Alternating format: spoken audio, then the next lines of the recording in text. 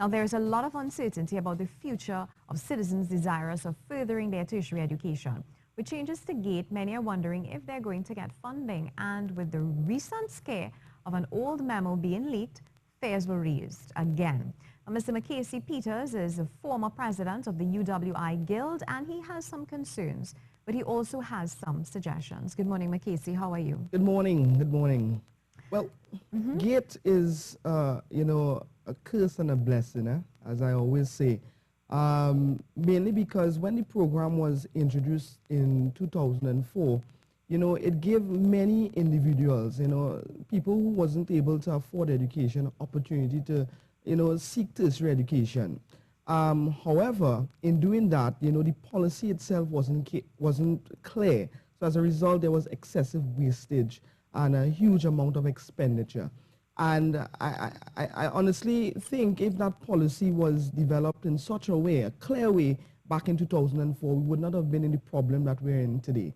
Nonetheless, on the task force, when I sat on the task force, we would have seen areas where, there were private institutions, unaccredited institutions benefiting from GATE, and there was a lot of saturation, a lot of private universities doing the same thing as opposed to the public universities. So, there were need for readdress. Okay. So what are students saying right now? Is there a sense of anxiety or even confusion right now among the student population? There is a heightened sense of confusion, mainly because there isn't any adequate communication as it relates to the changes. So far, most of these changes are being communicated via the Office of the Prime Minister on this Facebook page.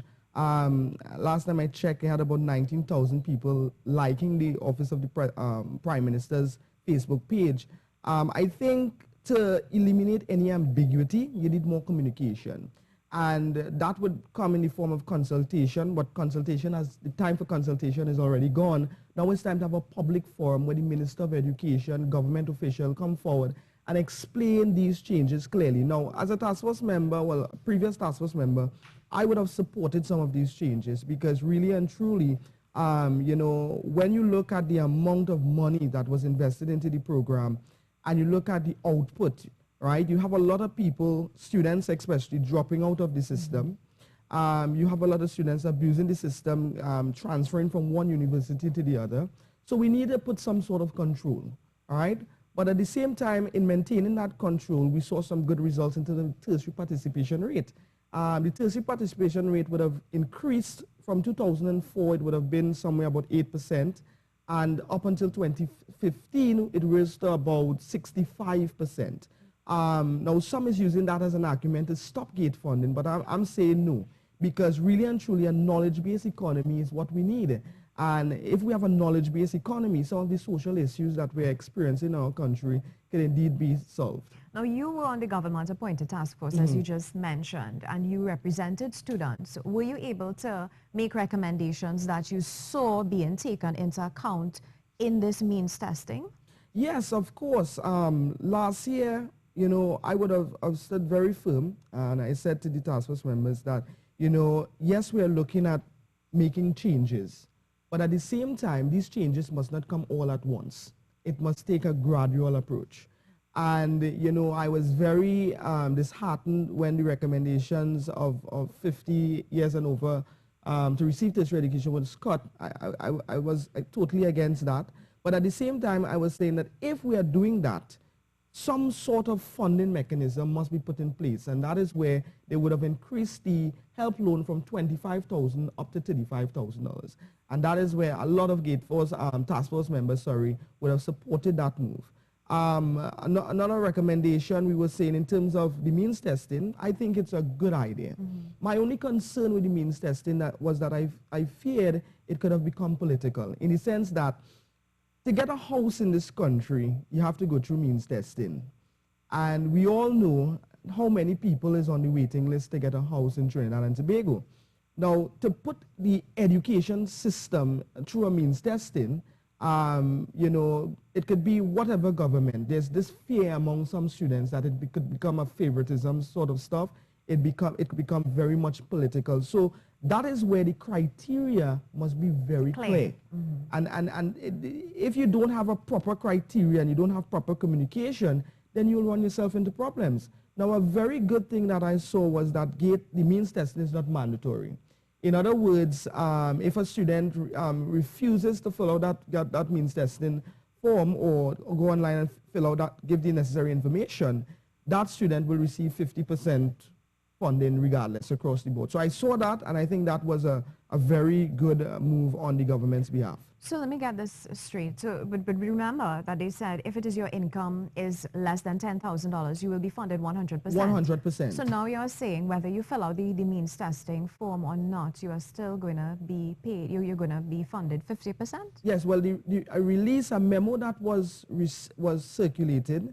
That memo basically stated that those who refuse to go through the means testing process would receive 50% funding regardless. So in other words, it's not mandatory, but that's still the ministry encourages everyone to go through the means testing. So let's talk about some of the requirements to this means testing, some of the documents that are needed. I mean, I would think it's some financial documents as well. Well, so far, based on my understanding, I think it's basically you have to give your parents' income, well, pay slip. I remember discussions were held when we were looking at how it was going to happen. I think, some were talking about going to the house, doing an interview, looking at the household, looking at their parents' income, etc. That's very time-consuming. It's very, very time-consuming. And the next problem that I have with all governments is the timing in which they choose to implement certain things. Results are just around the corner, and then you just have about 2 weeks before. You have schools starting in less than 4 weeks. And you announce these changes, and you have a lot of people scampering, especially postgraduate students, because thus far, the government is yet to put out a priority listing, because they said that they want to put funding for postgraduate students based on the developmental needs of the country. But thus far, we are yet to see what are those developmental needs. What is the list? If you go to St. Vincent or any other Caribbean country, you will see that funding is only given to those areas where the country needs, and you will see that list very, very clear. And thus far, we are yet to see those lists. So how do persons go about submitting those documents? Is it online? I think right now, everything is done online. Okay. Yes. So persons, as far as you are aware, in the student body, people are actually going online and filling out these? Yes, I know some students are in the process of doing that. Although I'm not Guild President anymore, I have a lot of students still asking me questions as it relates to GATE. And I said to them, if you have any further questions or information, go to the GATE office.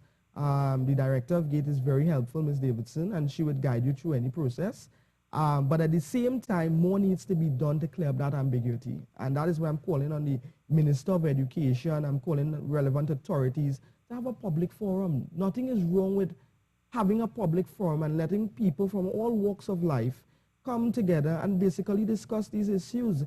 Because really and truly, I personally understand and see the need for change, right? Because of a policy that was not clear in 2004, and now we're trying to tie up the loose ends. But in doing that, it requires everyone's, intervention in that process. And that is what I think is needed. So the issue is not really the means testing, but it's clarity on how we're going about this entire thing. Yes. Now, when you said that some students would go to the GATE office and you mentioned the name that the person that they would go to, when these questions are put forward, are there answers forthcoming?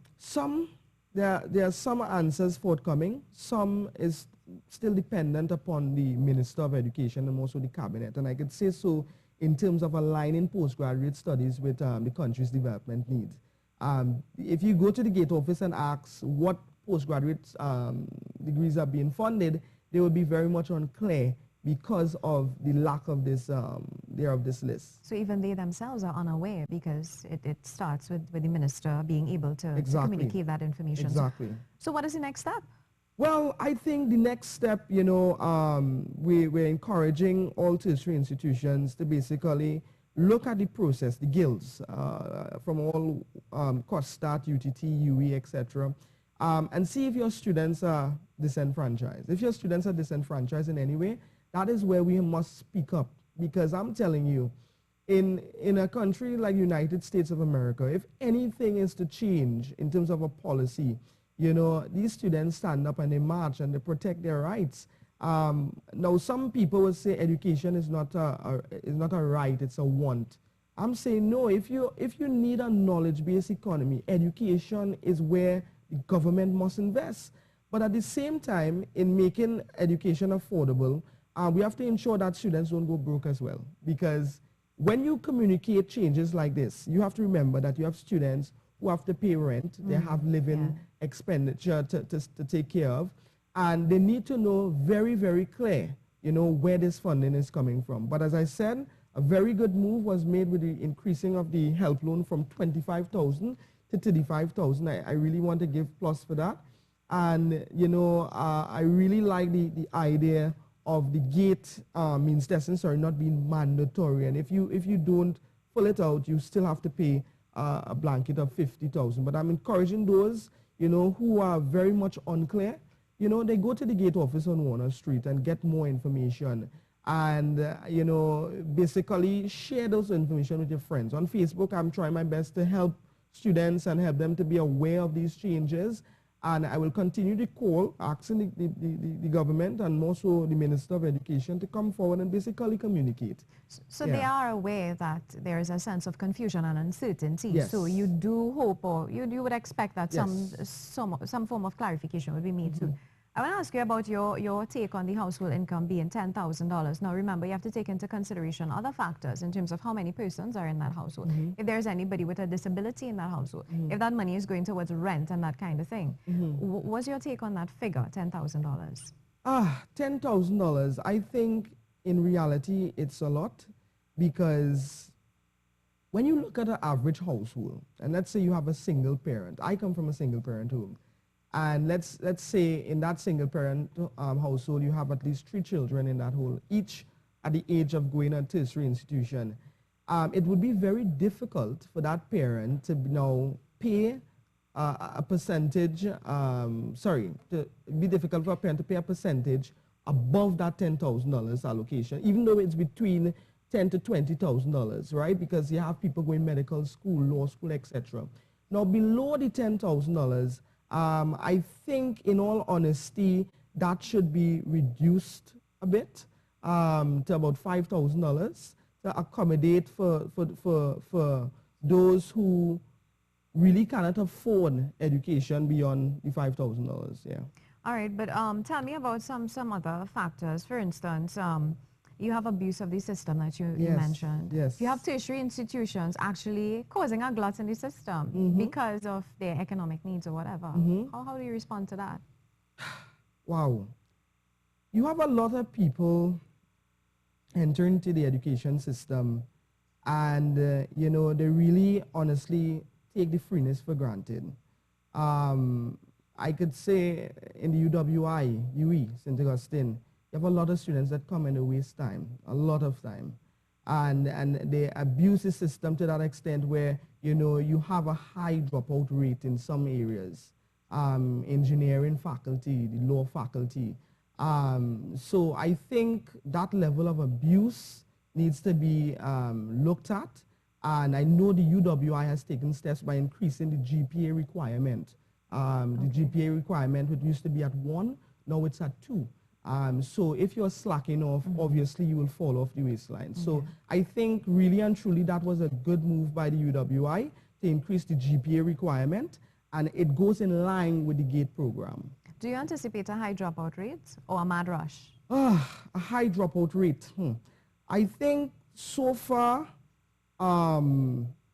those students who really would have wanted to go to university, especially on the undergrad level, that would kind of decrease a bit, because now it's not really free. So before, everyone would have applied for GATE, everybody would have gone to UWI. Some students would have done things that they wanted to do, some students would have done something they don't want to do.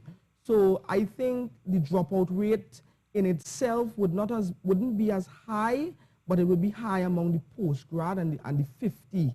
You know, people who are above 50 years and over, the drop-off rate there will be very much high. Okay, yeah. Let's talk about postgrad. What is your information so far about students who would like to pursue their postgraduate studies? Okay, A lot of students, really would like to pursue their masters in various areas of interest, be it in engineering, be it in agriculture, etc.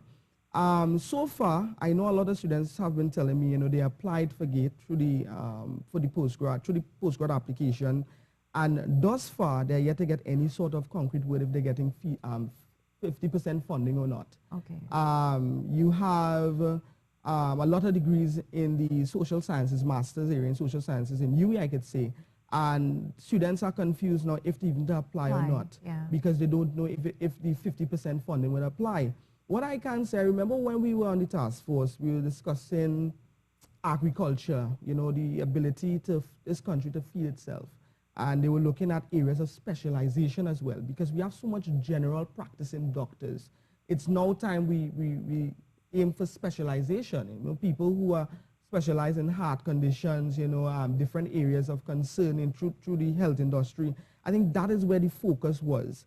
But again, a whole year has passed and we are yet to see any sort of priority listing. And I think that is what is needed. Was that a recommendation that was made? Of course, it was a recommendation that was discussed. In terms of postgraduate funding, funding will only be given to those masters that meets the developmental needs of the country. And it usually would have been 50% in the past. Yes, it would have been 50. all throughout, right across the board. Yes. So now it might be streamlined as far as you know. But our institutions are where they're clueless as to what areas that they would be looking at. So far, a lot of institutions are now taking steps to protect their own interests. Because remember, GATE would have accounted for a significant amount of the university's operational costs. And now that there are changes with the GATE program, the UWI and other institutions have to take steps to basically attract outside students, people from an international level, to make up for that downfall.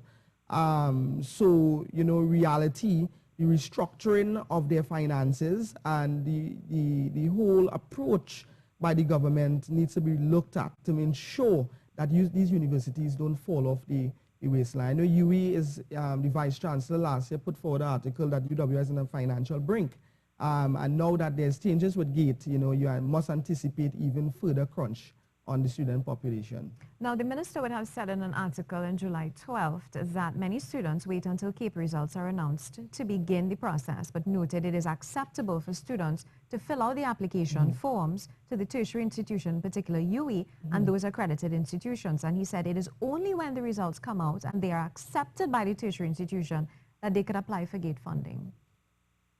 Most students, basically, you get like a pre-acceptance letter. Now, I can talk on behalf of the UWI. Yeah.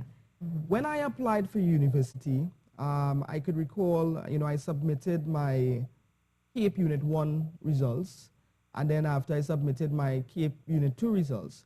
But even before you submit your CAPE Unit 2 results, you get a preliminary acceptance. As in lower 6? Yes. You get, no, just before, after you write the upper 6, you submit your result, you get a preliminary acceptance. Now, he's right. Yes, you have to apply for GATE only once the university accepts you. But that process before used to happen via paper. You used to go and submit your stuff to the university. You get feedback within short hours. But now everything is done online. And the waiting period sometimes could be very long. Sometimes you get, and when you don't get feedback in an adequate manner or a timely manner, what happens is UWI puts a hold on your account, right, until you sort out your issues with GATE. And I don't blame them, because back in 2015, when grades were withheld from the student population, the then principal, Professor Sankat, said that, the university was owed quite a lot of money from the GATE program. And those monies were supposed to be utilized to pay staff, the teaching staff. So you see the impact the GATE program would have had on the university back then. One final question. For students who would have applied, went online to do the means testing application, submitting documents, have they gotten any response thus far? I can't say fully, but I know some students told me that they're still confused and they don't know if to go through their institution or if to go through the GATE office. I said to those students, you know, basically I would advise they go to the gate office and seek further advice. As I said, the director of the gate office, she's very much supportive. And I would encourage students to go there if they need any information. Or if not, they can always message me, and I will try my best to see how I can, you know, address their situation. And I'm sure you would accept, you would appreciate that. Of course. I'm very passionate about education in our country because I believe all the social problems that we're experiencing in this country is due to, you know, lack of investment. And if we were to cut an investment such as education in the lives of young people, I think we'll run ourselves into a problem, a serious problem. So again, just before we end, I would like to call on the minister, you know, to have a public forum. Nothing wrong with having a public forum, and communicate your points clearly so that all this ambiguity, the level of ambiguity, will be reduced significantly. And results are expected exactly on the what, 16th? Results are expected on the 16th or the 17th. Okay. Yes. Yeah. All right. Well, we certainly hope to hear from the minister regarding yes. gates. Thanks a lot. All right. So thank you there. That was Makesi Peters, a former president of the UWI.